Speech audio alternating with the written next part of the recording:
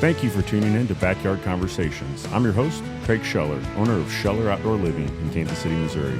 My hope is to combine my years of experience and network for a podcast focused on elevating the outdoor living industry.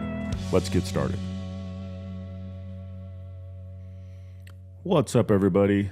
I want to say thank you for joining our first episode of Backyard Conversations. I really hope this podcast can bring a lot of value to the industry. I think we're off to a good start with our first guest. We have Weston Zimmerman, CEO and co-founder of SynkedUP. And SynkedUP is a program that I use for my business, and it really helps us to know our numbers and also cast a vision for the team and for the future. Not only is Weston here as a guest, but SynkedUP has graciously decided to sponsor today's episode, and we're very grateful for that and for them supporting us as we get started. So let's get into it. So, hey, Weston, how are you doing? I am doing great. I woke up this morning and it was raining, but no excuses. I just got back from my first workout of the 75 hard thing. So feeling good. I saw you were doing that. I've seen people do that, and I thought there's really no reason for me to try this. So I've been wanting to do it for probably a year or two already, but I always kind of talked myself out of it because I didn't want to fail. Right. Yeah. Well, that's my biggest problem. It was the work. I think I go hard every day. You know what I mean? So yeah. Why add to it? So I hope you had a good Thanksgiving. We're kind of in the middle of the holidays, so I hope that was a good day for you. Yeah, it absolutely was. We had our family over, and our place was a madhouse with the kids running around, so it was all good. Yeah, that's awesome. Tell us a little bit about your family, real quick, if you don't mind. So people don't know. Yeah, I met my wife in Romania. She's Romanian. I met her when I was going over there on a kind of a 2-week voluntary service thing with some guys from her church, and it was going to be just a cool trip for my travel journal, and it ended up changing my life. But we have 3 kids. We live here in Pennsylvania. The oldest is Chase. He's 6. Oceana's 4, and Oakley's 2. Chase is going to school, so our honeymoon phase of parenting's over. But we're just, I was just talking, yesterday was Thanksgiving, so this is fresh in my mind. Like, we're such a blessed family, and we give credit to God for that. Yes, absolutely. I can agree with that. So I thought I mean, there's a couple of podcasts you've been on, so I don't want to go hashing over a bunch of stuff, but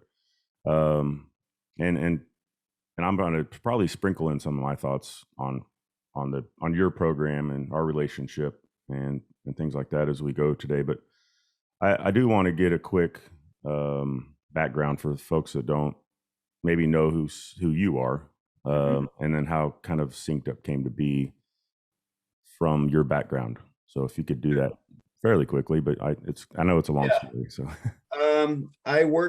I started working for Tassi Landscaping when I was 16, company here in the Appalachian Mountains of Pennsylvania. And I worked there basically my whole life up until the SynkedUP thing. So I was there for 15 years, more or less. And I started as just a laborer on the crew and worked my way up to eventually be the water feature service tech. Then I went to Romania for 2 years, came back, and then I was leading the crew ever since. And then I actually pretty much at the same time, I also started doing all the marketing for the company. So I started Derek started the YouTube channel, and I kind of picked it back up, and grew the YouTube channel, did all the social media and the content and the photography and the video and all of that. So I was getting more and more involved in just the everyday workings. I really enjoyed looking at things that were, Tassi Landscaping was going through pretty aggressive period of looking for ways to be more efficient, and we all were as a team. It wasn't just like hey, let's all look for ways to be more efficient. The whole team was kind of leaning in for this, and I really kind of found fun looking at a way that, well, that's inefficient. Like, why do we, if the materials didn't show up on time, what do we do to go back to the source of the problem? Well, let's order the materials the moment the job's sold. Right. And I really enjoyed that kind of thing, which kind of led me into the whole software thing, where we started with one and then ended up, long story short, we ended up using 4 or 5 different products all at the same time because they all had their strong points, but they couldn't serve the whole team.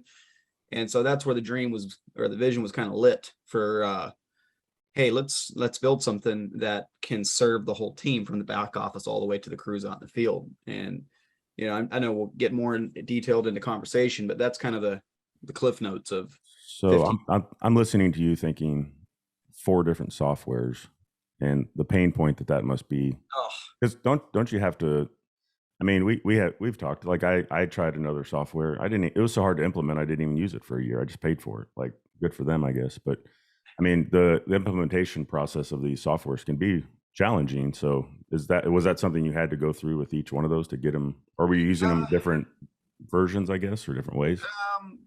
I mean, yes, we had to. It was a lot of work, just like you said. But it was I was the one that was kind of taking on that work, and then once it was ready, bringing it out to the rest of the company. Um, and I kind of had fun doing it, so it wasn't really I don't think when I look back, that wasn't really our tripping point. Um, but yeah, it's absolutely a nightmare. Because the one that we had was relatively not effective. We'll put it that way for the guys out in the field. And so we had another one for the guys out in the field. So there was constant issues with like, yeah, the job's sold, but the guys out in the field can't access it because nobody put it in there yet, and or the guys in the office, like the designers, don't know, where the guys are at, outside of just text messaging and calling on the job because they're not. It's not in their system, and it was just it. I don't have to tell you how much of a mess that was. Yeah. So you have this idea to start a software, or to design a software, or to design the software and start a company. Software was like the company is kind of the symptom or the result of the Right. software, Yeah. and yet it was probably one of the more naive ideas that we had. Like, sure, it sounds cool. Everybody having the idea is the easy part, right? Right. And I had some connections. My dad was in telecommunications all his life, so I was around tech, and he sold his company. The company that bought him out had a software development division. And I came home from work one day in the middle of this whole multi-software mess, and I was watching him work on the patio outside in the backyard, and he was just clicking around some grass and stuff. So I was like, "Hey, what are you doing?" And he said that he was testing a software project, and I was like, "That's where the lights went off." Like, oh, so instead of dealing with this challenge, you just go build your own. Yeah, let's do that. And so it probably took another year or two from that point, maybe even longer, before I managed to successfully convince the rest of the Tussy team that, yeah, let's do this. Yeah.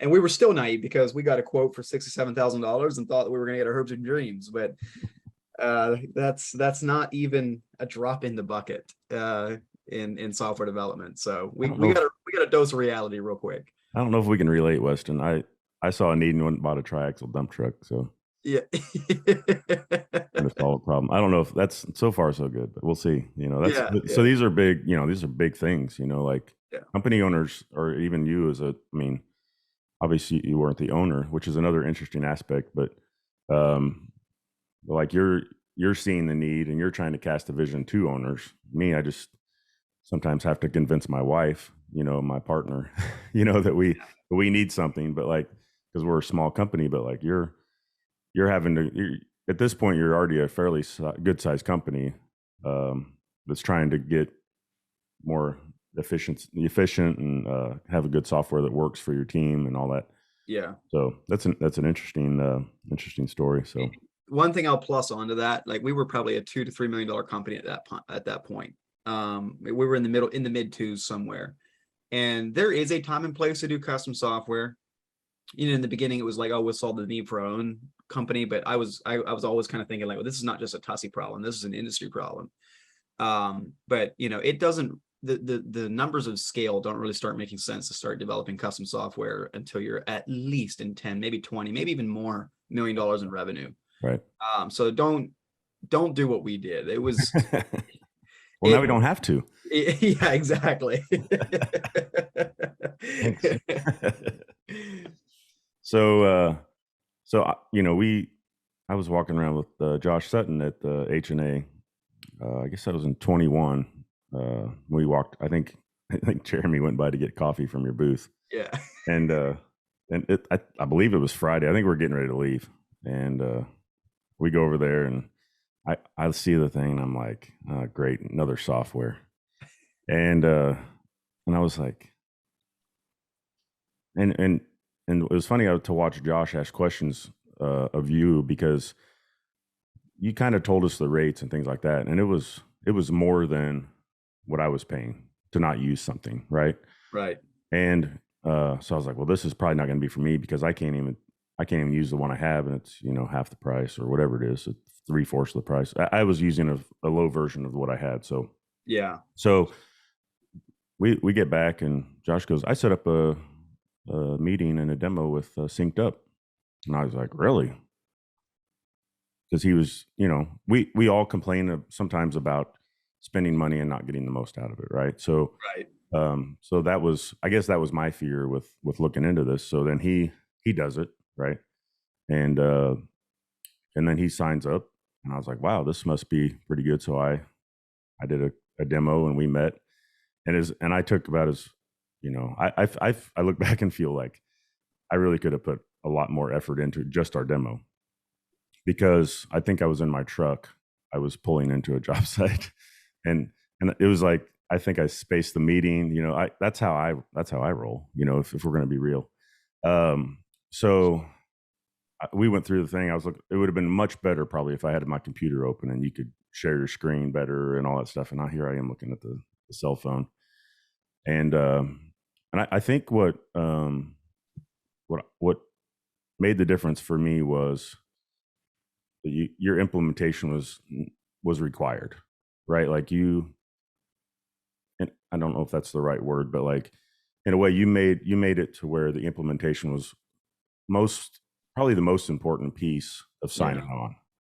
And I think that's what made the difference for me, even though there's a cost to it. I mean, what I had for implementation was not, with the other software, was not something that was, it was kind of a, here, we're going to set everything up for you, go use it. That's kind of how it was. So Yeah. to have the opportunity to have my accountant and Fred and yourself and people involved in getting that system set up, it made a huge difference for me getting started. So also the fact that you can um, put in materials and track your time and all those things, and see where you need to be in the project to make X amount of dollars. So, but tell me about a few things maybe that and the point of my podcast here, moving forward and starting, is not to touch back up a little bit, is not to advertise anything, but I respect you a lot and what you're trying to do for the industry. So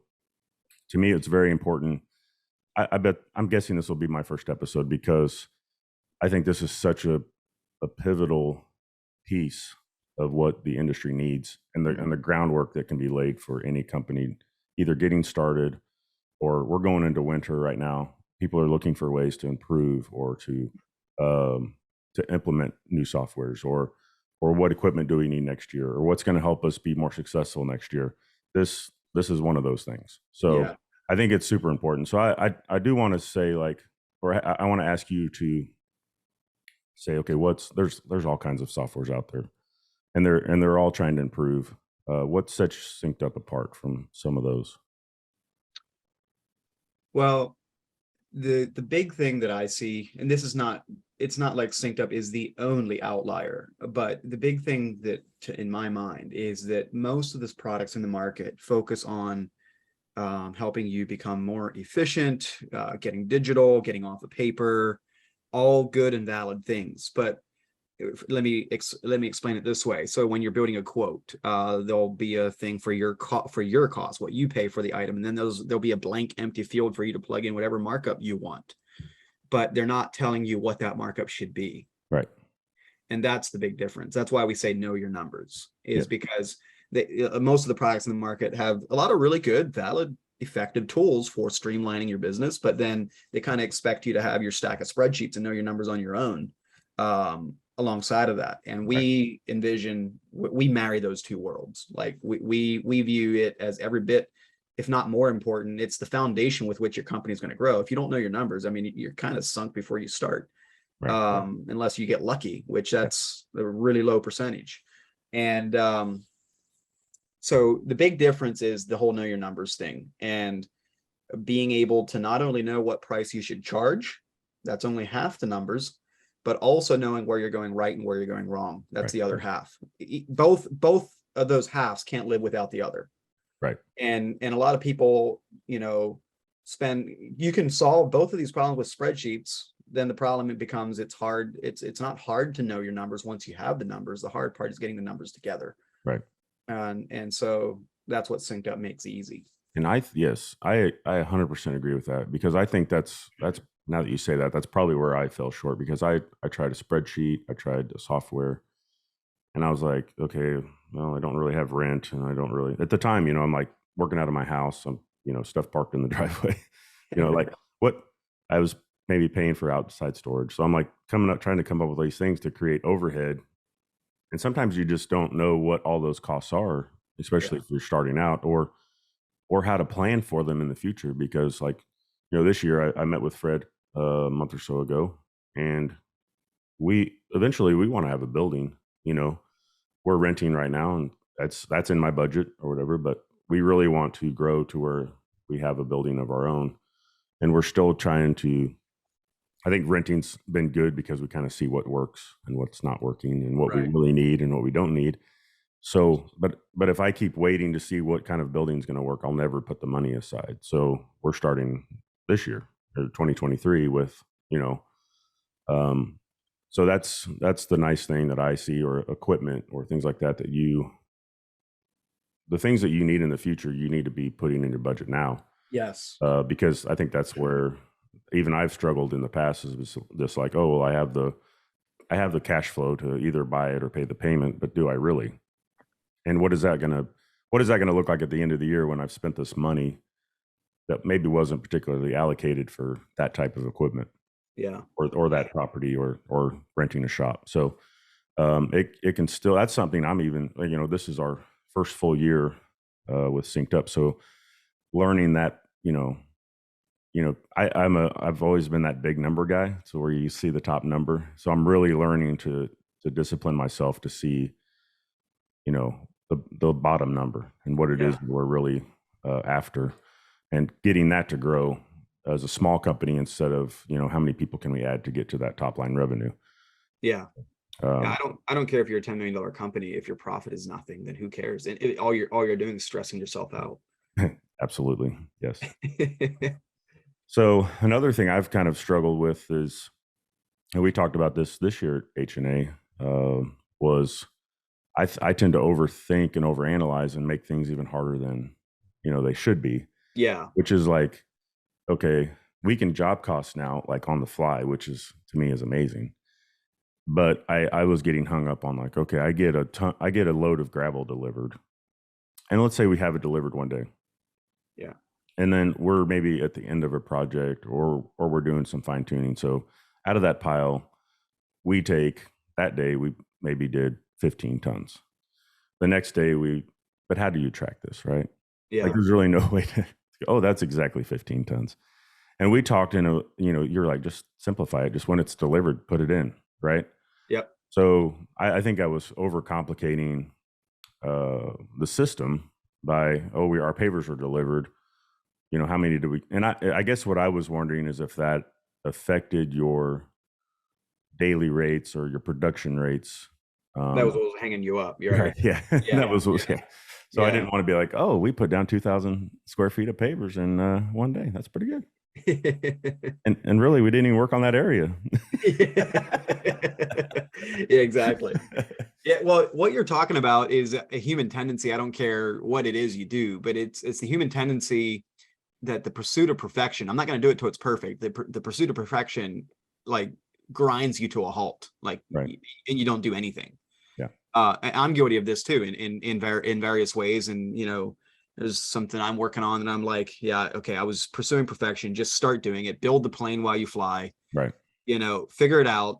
80% done is better than 100. 80% perfect. Only 80% perfect, but done is better than 100% perfect, but not done. Right. And so, yeah. And so now I feel like, now if I'm really going to utilize the the software correctly, like if we get a good couple weeks of bad weather, which I don't really want right now, I need to kind of go back and make sure our materials are allocated and our hours are allocated properly and those kind of things. If I would have just been doing that stuff as we were going, it would have been more of just a fact check than I have to put all this information in now, or I have really good guys that work for me, so I need to trust them with, hey, this is what came today. Yeah. Put that in when you're clocking out, and they will. It's just a matter of me turning that over and saying, this is your responsibility at the end of the day. Yeah. Right. And then, and then if we miss something, that's the most important thing that I've seen is we do larger projects and we're there a long time. So the costing on real time is super important to me. And I think it's really important for me because I need to know where we stand. So like if we forgot that we needed a 1-inch pipe on this project, but I only put 2-inch pipe in, we need to put that in, whatever it is. If we miss the drainage or if I miss something in the estimate, because we're really only, I think we're on our second project that I estimated and SynkedUP. So even though we've had it a year, we have jobs planned for next year. And that's why when Fred sent the email about the budget, I was like, I got to get in on this right away because we're already quoting jobs for next year, and I need to make sure we're in a good place. And that's exactly the way you should be thinking. Like I had a talk at the Equip Expo this year. One of them was on budgeting. I had 2 talks, but one of them was on budgeting. And one of the points that I made there, which you made me think of, which is you need to budget for the business you want to be. You need to budget for worst case scenario. Like if you budget for best case scenario and then medium or worst case happens, you're sunk. Right. Everything you thought was going to be profit is wiped out to pay for that difference. Right. And so like you were saying, hey, I want to build a shop one day. Bam, put it in your budget now. You want to buy that truck? You want to hire that admin? You want to hire that highly paid foreman? Put it in your budget now. Yes. And then after that meeting, I went to, like, I'm fairly transparent. I communicate a lot with my team. So right after that meeting, I said, hey, I guess let's go to lunch. I just met with SynkedUP. And I said, here's the number. This is the top number, of course, but this is the goal for next year. But first what I said was, this is that new piece of equipment that we talked about. This is, that tool, and this is that building. And this is the stuff that we've been visioning together. Right. Mm-hmm.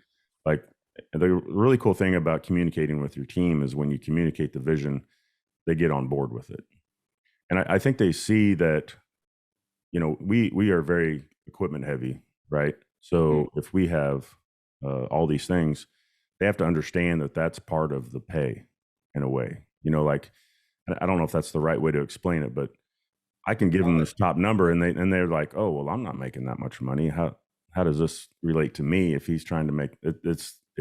I think what SynkedUP and them being involved with you guys and seeing the program and me casting the vision, they're able to see that, I'm being paid well, right? But we also have all these things that help us get these projects done, and I don't go home feeling dog tired every day. Exactly. And I'm trying to say, okay, if you guys want to keep getting those things, or if we want to add this one that we saw at H&A, or this is what the budget looks like now.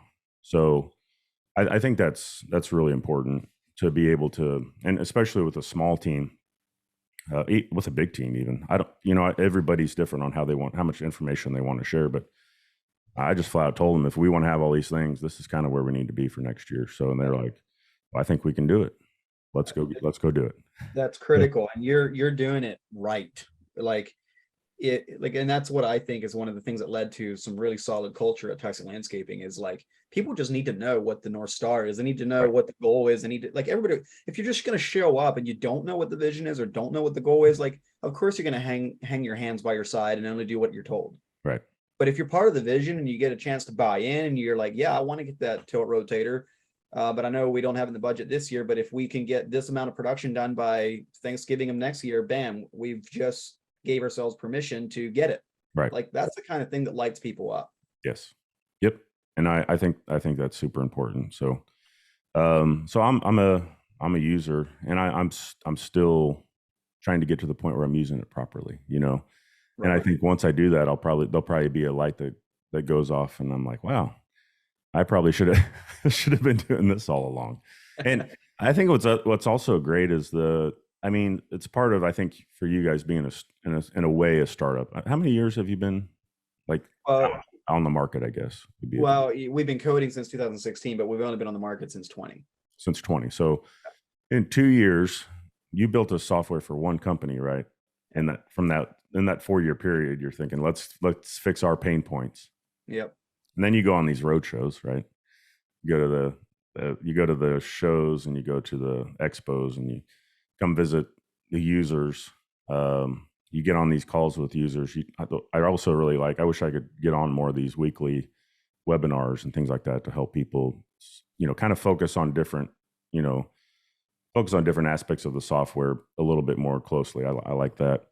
But you go around and you're asking, so what do you guys like about it? What are the things we can improve? And what I'm seeing for the most part is you're making the investment to improve. And that's something that's, some of these larger companies, probably it's a little harder for them to move their ship, I guess, in a way. But I'm not going to say that it's less difficult for you because of your size. You're making the investment at this point and may not have that return coming. So is that somewhat accurate? Yeah, that's accurate. And it's yeah, there's we're investing extremely heavily, very aggressively. Like Right. I'm not looking for any return at this point. I'm Right. looking for the bigger vision, the bigger goal of the 3 to 5 year vision, Right. So return on this stage of the game is not even in my vocabulary really, other than just being, a financially stable business, right? Right. And not being reckless. Right. But it's a both sides have their struggles. Like when you're young and early and small, like you can be a lot more nimble, but you're also you can respond to things quickly. Right. But you're also have limited resources, Right. so you have what you can work on consecutively is really pared down, right? Whereas if you're massive, I mean, you have huge amounts of teams that can just pour on and have multiple things going on at the same time. But there tends to be, like you said, it's harder to turn a massive ship. Right. And so that's pretty much, you pretty much nailed it. Well, and I think that's because I relate, Yeah. and that's that's another thing that's drawn me to SynkedUP is that it's not a huge company. Like I can call you on the phone. Like I don't know how many people have a cell phone number. You probably don't like it all the time, but No, what I like about it is it always turns into a conversation kind of like this, where we talk about business and the industry, Yeah. the needs, and how it's helping. And that's why I thought it was super important to have you on here, and because I feel like our conversations tend to go deeper automatically, right? Yeah. And so it's kind of fun to do that.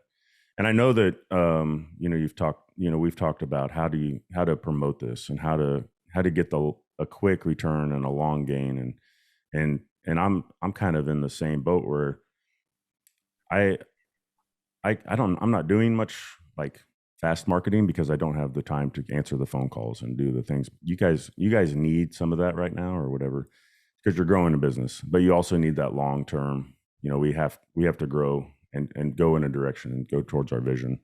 So I see similarities of, because we're small companies in a way. You're obviously quite a bit larger than what I'm doing and come from a large company. But I relate to SynkedUP, and I think the struggles, because I have my struggles. I'm here at the end of the year. We implemented SynkedUP in January, I think it was, and that helps lay the groundwork. But like we've already talked about, I have to do my part to make sure that we're still not overspending or over committing, or that we're actually getting the work done. And that's where the struggles have been for me this year is, I'm not ready for 2 weeks of snow right now. We have to get things done and we have to get to a point that we wanted to be at. And ultimately, I know we're not going to get there because of decisions I made through the year that have caused us to either slow down or overcommit. So I'm learning these things I think the challenge is, as an owner, you think that everybody can do everything as fast as you can. Yeah, that's definitely It's definitely a thing.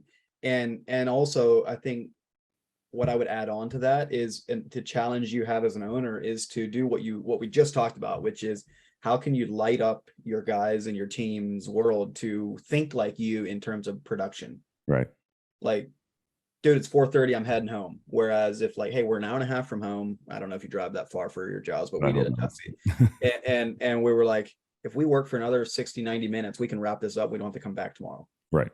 And so because we had performance bonuses and because we had the Steve and Matt cast the vision and had that culture, we did that regularly. And that had a tremendous impact on how much we could produce without adding more people, Right. you know. Well, I guess that brings us to some questions that we had on. I put out a question on Instagram. So we had a couple come in. If you're listening, you want to follow us on Instagram. It's at Backyard Conversations. I think that'd be nice. We have room for growth on the Instagram page. So one of the questions was, what's your biggest fear as the CEO of SynkedUP? I could probably give you 5 different answers depending on the mood I was in. And how deep we want to go. Yeah, exactly. First, I think I look inward, that I can be the guy that I need to be to grow and run a tech company successfully and achieve the scale that we need to have to actually achieve the greater vision of impacting more small businesses in North America and helping them get their numbers right and helping them thrive instead of survive. And I don't really view myself as the CEO of some for high floating tech company. I view myself as one of you. I'm one of you,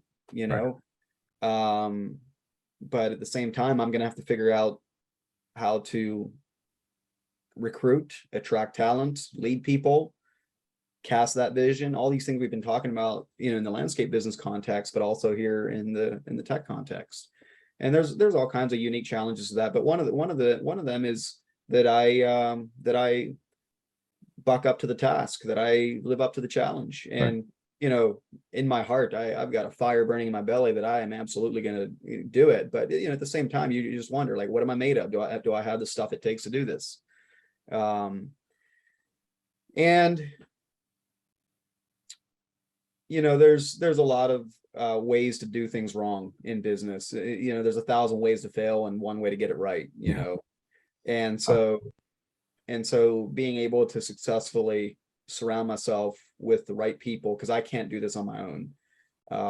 Just surround myself with the right people that do things that I don't even know what it is that they do, tech, to help us achieve the greater vision without crashing and burning it's a real, those are the kinds of things that we talk about in our exec meetings day in, day out. Like, how do we make the best decision? How do we make the best use of our resources? How do we not build the wrong thing? That's the worst thing we could do, is build the wrong thing. And we spent time and money building something we thought was going to be impactful, and then it wasn't. Right. And then, there's one more thing, and I don't know if this really lands into what's my greatest fear as a CEO, but this is something I think about a lot. Like the thing that your story where you were like, you bought it, but then you felt the pain of, oh, I've got to do the work of implementing it too. Right. And so one of the things that's heavy on my mind right now is how can we successfully, like, paying the money for the subscription is the easy part. Right. That's the easy part. Absolutely. The hard part is changing your habits, disciplining yourselves, bucking up, becoming a leader, casting the vision to your team so that they buy into, I want to do this. I want to clock in and out on this app instead of texting you my hours at the end of the week. Right. And somehow, like, what I'm looping back to is that we can figure out how to unlock that motivation and help support people through the initial euphoria of, bam, I'm signing up, I paid the money, I'm going to do this, but then support them through the grind that comes after that with, like, oh, yeah, I'm going to have to change my habits. My guys are resisting. How do I get them to buy in? How can we support them through that? and successfully at scale, because I can only talk to so many people. How can I hire someone off the street that can also do the same thing that I'm doing? You Right. know? And it's like you don't want them getting to the end of that first year and being like, well, we just wasted this money. Let's cut it and try another one. And Exactly. I think that, and even for me, and because I'm not here to bash other softwares because I've only tried one. I just think that having the ease of the integration, getting it going, but also the support and the follow up and all those things that you guys do so much better than anything I've ever tried. That's to me another thing that sets you apart, is that feeling that you have support. Like every time you get on, synced up, do you have a question or here's something new, and that's just popping up for us. And I'm like, I may not need that one day, but another day I might need that, right? Yeah. And so the ways that you stay active and engaged, and that's super important, because I understand exactly what you're saying, because if I get to the, it came for me time to renew, and I appreciate you doing the renewals in June, because that's way better than January. Yeah. But I didn't even think about it. One, because I had it in my budget, right? Right. So that's one of the things. That's probably the first thing Fred puts in the budget is here's your SynkedUP. Like that has to be in there. Yeah. And then, so to me, I look back and go, okay, I don't have the exact number, so we'll just say, let's say it's 5,000, or it's not 50. I know that, but it's a sizable amount to where it's an investment, right? Yeah. But when you think about the return on it, it's like, okay, that's like having my ditch witch, or that's like having my excavator or a shovel. It's just something that I need in my business, and we've already accounted for it. So if I'm not super smart, but I'm smart enough to look back and say, okay, I spent this money. We probably didn't go all in on it like we could have. So a goal for now moving forward, and for myself, because I'm not always good at putting my hours in, and I'm on the job, 90% of the time. So for me to track my hours is super important. So we have that documentation. Yep. But also getting the team to really buy in. And I think when they see, I've said this already probably today, but like my team gets to be involved with, you, Yeah. and, if you come to town, we see you. If we go, I took them to H&A, they, we see you, we see what you're doing. And so it's pretty easy for that vision to be cast with my team. But if you have some, and that leads to the next question. How do you go about casting your vision? Like as an owner, how do you cast your vision for SynkedUP and implement it with your team and get them to get on board? Well, that is a question that I am still actively figuring out. A tough one. Yeah, it is, because and that goes a little bit back to what I was saying. I view myself as, I was a foreman from a hillbilly town in Pennsylvania, right? Right. And so, one of the biggest realizations that I've had in the past year, and also where I've spent the most of my time and energy and effort and seeking knowledge and mentorship, has been in leadership development. Like how to grow as a leader, who do I need to become to actually successfully lead a team, a growing, probably a big team, very soon, of people to catch that vision, to see what we're really doing. And I've had the incredible fortunate experience of living and working with Toxic Landscaping for 15 years, where we had probably, even in all the traveling I've done, I'm telling you, that's probably one of the top, I'm going to say top 3 cultures that I've ever yet seen in a landscape design build company. Wow. Like, it's just been remarkable. And I got to live that for 15 years. And so, that has been an amazing benchmark, or wow, this is what it looks like successfully done, for me. But that's in a landscape company. How do you translate that to a tech company? And oh, by the way, we're remote, where we only see each other a couple times a year, Yeah. So there's some real challenges with that. But one of the one of the things that I've done, and this is active for me, these are things I'm actively doing. I don't feel like I've figured them out or I've completed them and checked them off. But the things I'm doing is like getting really crystal clear on what it is that we do, what is our mission, what is our vision, who do we serve, getting super crystal clear on that. And it gets talked about in some form or fashion every week Right. in our company. And every time we have a company meeting, this is our mission. Can somebody recite it for us? Right. And for me, it's easy because, and this is one of the ways I describe it is, we don't build tech. We don't build buttons for people. We're not just another software company. Our mission is to enable our customers and their teams and their families to live abundantly, to thrive instead of survive. And so that's the vision. Then you bring down to, well, how do you do that? Well, we help them know their numbers. We help them know when they're going right and when they're going wrong. Like, that's the how, but the vision is much greater, a much bigger cause than just building some for fancy button. Yes. And for me, I'm really glad that I got in on the ground level of my business, because I basically had to pitch it to one person. Yeah, right. At the time, it was like, oh, well, this is how we're tracking our time now. So this is really going to help us actually get another employee. So this will be good for you. So as I bring people on, it's easy to just be like, here's the software we use. I even was doing an interview a few weeks ago, and I pulled out my app and said, this is what we use for our software. This is how we track our time. This is how we track our materials. This is what I estimate from.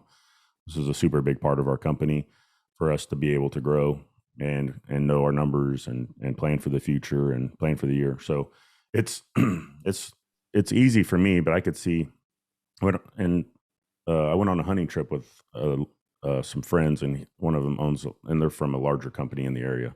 Yeah. And I think they have 150 employees or something like that. And we were talking about tools, which this is a tool, but like I said, do you guys ever struggle with, like, because I don't struggle with this. You buy a vacuum, or you buy that machine or that thing that's going to help, like we talked about earlier. And then it just sits in the shop, and he's like, this is one of our biggest pain points that because we don't, like, if I buy something, I just take it to the job site. Like, this is what we're doing. Right. Yeah. If they buy something, or they research something, or they talk to me and say, what are you using? And then they go try to implement that. That's like, you have to have buy-in from exactly the general manager, the foreman, the laborers, there's so many different levels. And we were talking about software a little bit too. And there's just there can be a bigger pain point with larger companies for implementation of any kind of tool. So, buy-in becomes crucial. Like, you can't just make a decision on your own and say, okay, this is what we're doing. Like, you've got to get their buy-in. And sometimes you can lead them to that by asking them questions and showing them information that would say, well, yeah, I agree, that would be the right thing to do, which is the same thing you wanted to do. But at the end of the day, buy-in is critical. Yep. Well, we're pushing an hour here, so I really appreciate you coming on.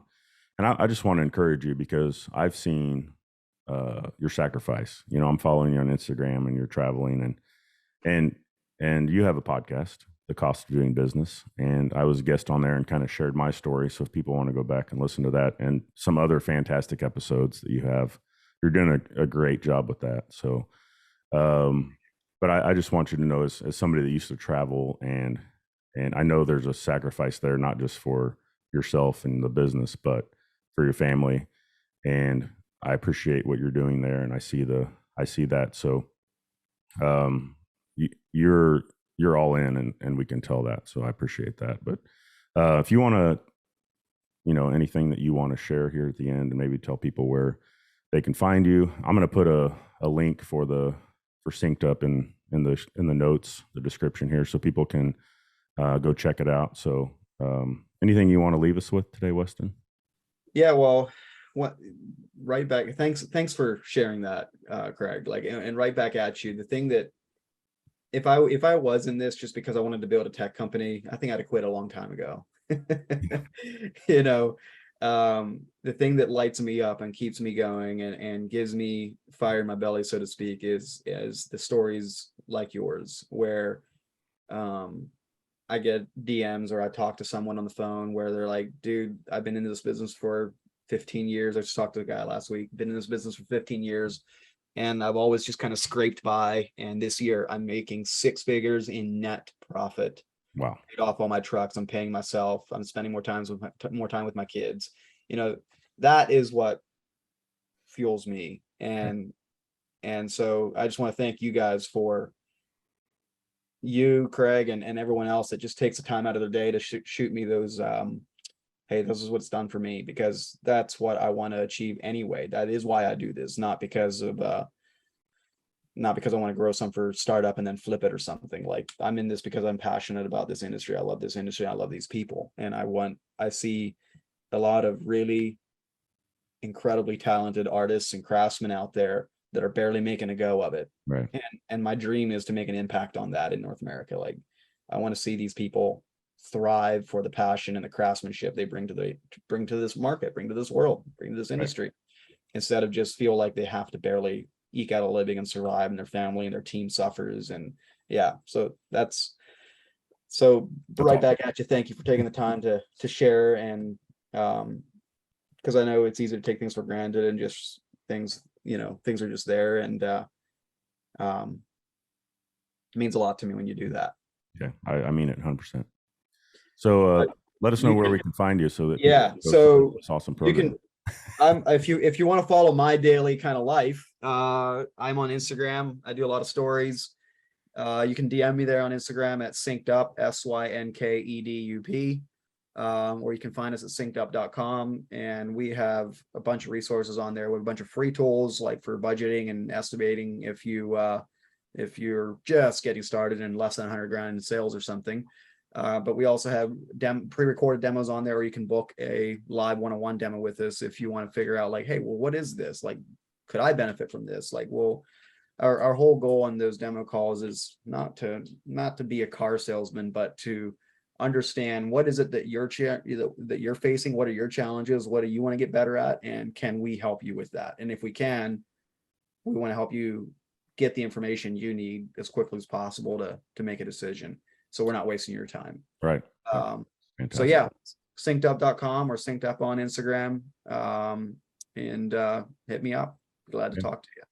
Well, thank you so much. I truly appreciate the time and you supporting this and what I'm trying to do. And so I know that we're going into hopefully a really busy time for you, and hopefully this will help a little bit, and that people will start, or not necessarily start, but keep seeing the vision that you have for not only the program, but the software, but the actual industry. And that's what I see. And I love people that are passionate about the industry, because that's how I am. And that's what I want to support. And that's what I'm going to get behind. And that's where I'm going to put my dollars. So thank you so much, and appreciate being on the show. Thank you, Craig. Thank you for listening today. We really hope you enjoyed the show. Be sure to follow us on Instagram at backyard.conversations. We'd also like to thank Weston from SynkedUP for being our guest today, and for being the sponsor of today's episode. You can find more information on how to sign up for SynkedUP through a link in the show notes. Thanks again for listening. We'll see you next time.